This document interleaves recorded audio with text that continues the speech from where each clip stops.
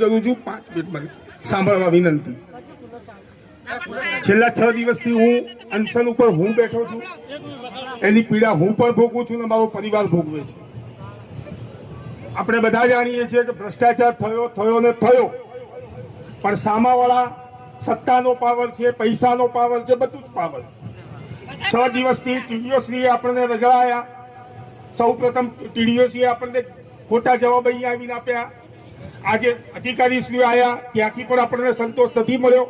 અહીંયાથી બધાની વચ્ચે અધિકારીઓની હાજરીમાં હું કહું છું, આવતીકાલે 12 વાગ્યાથી અત્યાર સુધીમાં અન્નનો ત્યાગ કર્યો તો આવતીકાલ સવારે 12 વાગ્યાથી હું જળનો પણ ત્યાગ કરીશ અને મને જે પણ થાય એની તમામે તમામ જવાબદારી બનાસકાંઠા વહીવટ।